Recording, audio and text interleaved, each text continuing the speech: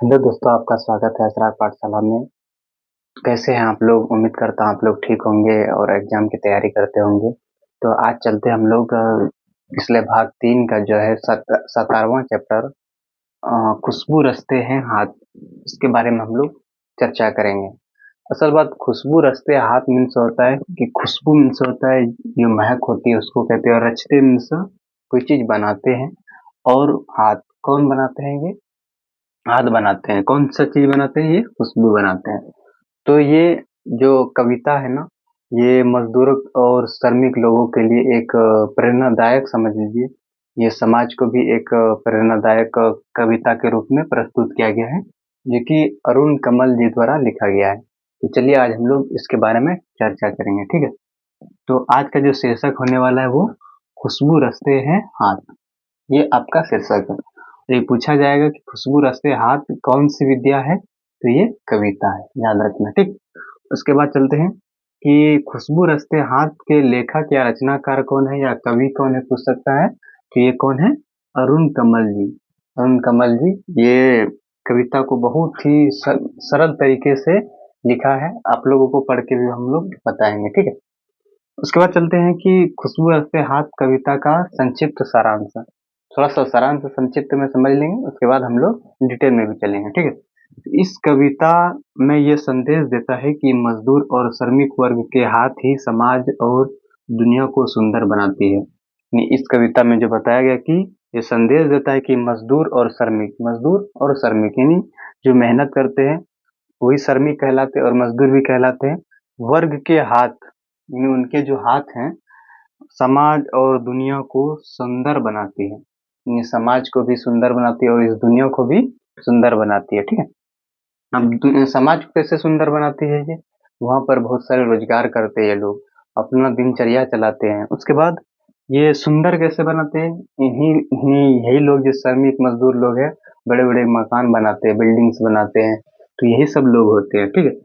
हमें अनेक श्रम सम्मान करना, यानी हमें जो है उनके उनका श्रम का यानी उनके जो मेहनत है, श्रम मीन्स होता है मेहनत का सम्मान करना चाहिए। यानी उनका जो हम श्रम है, मेहनत है, उनकी जो मेहनती है उनको हमें सम्मान करना चाहिए। उनके बिना हमारी दुनिया अधूरी है। नहीं, अगर हमारे मान के चलो मकान बनाने वाले नहीं रहेंगे, छोटे मोटे काम करने वाले हमारे नहीं रहेंगे, इन जो हुनर वाले हैं वो लोग नहीं रहेंगे, तो हमारी दुनिया एक तरह से अधूरी हो जाएगी। तो यानी दुनिया की तमाम खुशबू और सुंदरता इन्हीं मेहनत कश हाथों से जन्म लेती है। यानी दुनिया की जितनी तमाम यानी पूरा खुशबू और सुंदरता, इन्हीं खुशबू और जो सुंदरता होती है, यानी जो भी बनावटी चीज है, इन मेहनत कश, ये जो मेहनत कश हाथ है, हाथों से ही जन्म लेती है। ये तो ऊपर वाले ने खुशबू बनाया है, ठीक है, लेकिन इनके द्वारा जो उनको ज्यादातर सवार कर जो पेश किया जाता है या जो बनाया जाता है, यानी प्राकृतिक में जो चीज दिया गया है उसको और सुंदर बनाता है। वो कौन बनाता है? मेहनत कश लोग, ये हमारे श्रमिक और मजदूर बनाते हैं। तो चलिए, ये इतना था आप लोगों का संक्षिप्त सारांश। उसके बाद चलते हैं हम लोग शब्दार्थ की तरफ, क्योंकि कविता को समझने में आसानी रहेगा, ठीक है। तो चलते हैं, शब्द मेरा इधर है, अर्थ इधर है, ठीक है। तो जख्म है, ये जख्म मीन्स होता है घाव, ठीक है। उसके बाद रात रानी और केवड़ा और खस, ये सभी सुगंधित फूल है। सिर्फ इसमें खस एक घास है जो कि खुशबू करता है, ठीक है। उसके बाद रात रानी ये सुगंधित फूल है, आप तो जानते हैं। मुल्क मीन्स होता है देश, ठीक। उसके बाद मशहूर मीन्स प्रसिद्ध या लोकप्रिय, और केवड़ा जो होता है सुगंधित फूल होता है। तो चलते हैं हम लोग अब कविता की तरफ, ठीक है।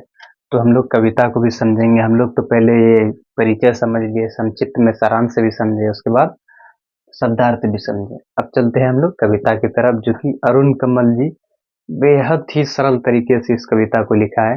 अगर आप पढ़ेंगे तो खुद से ही समझ सकते हैं, ठीक है। तो ये हम लोग, आप इसमें 3 पंक्ति है टोटल, 3 पंक्ति में उन्होंने पूरा लिखा है। तो पहला पंक्ति पढ़ेंगे, उसके बाद दूसरा, उसके बाद तीसरा, हम आपको पढ़ के बताएंगे, बताने का कोशिश करते हैं।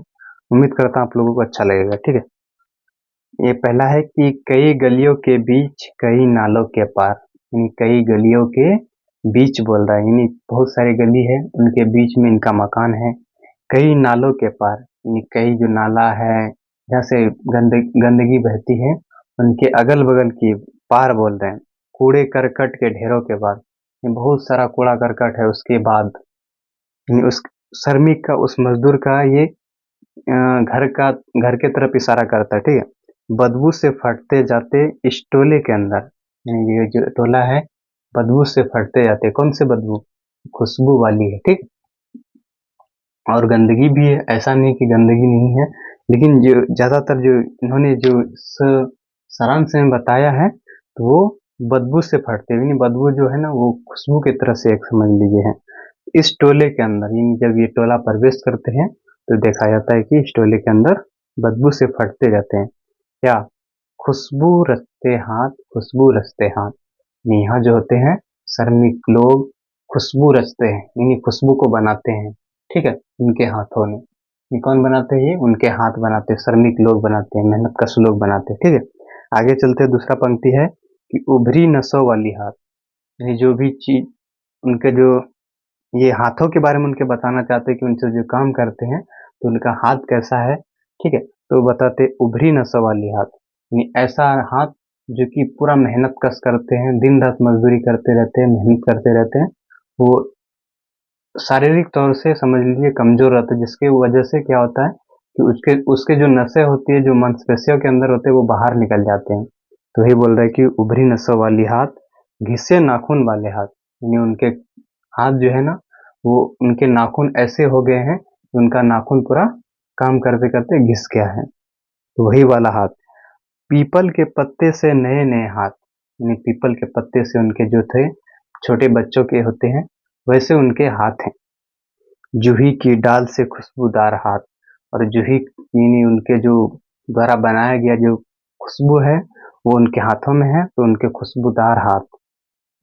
गंदे कटे फटे हाथ, यानी उनके जो हाथ है गंदे हैं, और जो काम करते रहते दिन रात, उनके कभी कट जाते हाथ, कभी फट जाते हाथ, तो उनके गंदे कटे फटे हाथ, लेकिन है खुशबूदार। जख्म से फटे हाथ, जख्म से उनका जो कट जाते हैं, फट जाते हैं, तो उसमें जख्म हो जाते हैं, तो वो बोलता है कि जख्म से फटे हाथ, खुशबू रचते हाथ। यही हाथ जो है ना, वो खुशबू रचते हैं, खुशबू रचते हाथ, यानी खुशबू रचते हाथ, ठीक है। तो ये मेहनत कश लोगों के हाथ हैं जो कि खुशबू रचते हैं। इतना चीज सह के ये लोगों को एक हिसाब से अच्छा तोहफा देने का कोशिश कर रहा है ये लोग। यही इस तीसरा पंक्ति है कि यही इस गली में बनती है, यही इस गली में बनती है मुल्क की मशहूर अगरबत्तियां, यानी मुल्क में जितने भी मशहूर अगरबत्तियां हैं, इन्हीं गलियों में बनती है, इन्हीं नालों के बीच बनती है, इन्हीं कूड़े करकट के बीच बनती है, ठीक है। मुल्क की मशहूर अगरबत्तियां कौन कौन सी? इन्हीं गंदे में मोहल्ले के लोग, इन्हीं गंदे मोहल्ले के लोग बनाते हैं। क्या बनाते हैं? केवड़ा, गुलाब, खस, रात रानी। केवड़ा बताया ना कि सुगंधित फूल है ये भी, खस सुगंधित पोस्ता है, यानी सुगंधित घास है, और रात रानी भी सुगंधित है, सुगंधित फूल है। तो इनके जो रस होते हैं ना, उनसे बहुत सारे अगरबत्तियां बनाए जाते हैं, जो दुनिया नहीं बोला जाए, ये हमारे देश के, ये मुल्क के मशहूर अगरबत्तियों में से गिनती चुनती है, ठीक है। केवड़ा है, उसमें गुलाब है, खस है और रात रानी है। चार जिक्र किया गया है कि केवड़ा, गुलाब, खस और रात रानी, ये सभी फूल हैं। उनके पत्तियों को जो सुखाकर उससे रस निकाला जाता है, या उन पत्तियों से जो बनाया जाता है चीजें जो कि खुशबूदार हो, तो वो सब अगरबत्तियां बनाते हैं, ठीक है।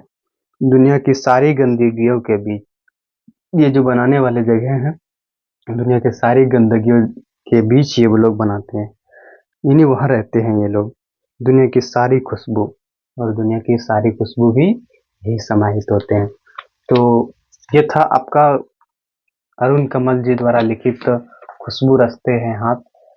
तो ये असल बात दिखाता है कि हमारे जो देश में बड़े बड़े ऊंचे ऊंचे बिल्डिंग हैं या मकान हैं, उनके जब नीचे आप देखेंगे तो बहुत सारी झोपड़ियां हैं। वो वो लोग जो है ना, वो मेहनत कश लोग हैं, उन मकान को बनाने वाले वही लोग हैं, लेकिन वही लोग एक झोपड़ी झुग्गी में रहते हैं, और बहुत सारे गंदगियों के बीच में रहते हैं, नालों के बीच में रहते हैं। तो वो जो मकान बनाते हैं, वो मेहनत कश लोग हैं, और वो उसकी ज़िंदगी कैसे है उनको दिखाने का इस कविता में कोशिश किया गया है अरुण कमल जी द्वारा। तो उम्मीद करते हैं आप लोगों को ये वीडियो अच्छा लगा होगा। तो यही तक था इसका कविता। तो आगे मिलेंगे आप अगले वीडियो में। तब तक के लिए हमारे चैनल को सब्सक्राइब करें और दूसरों तक भी ज़रूर शेयर करें। Thank you.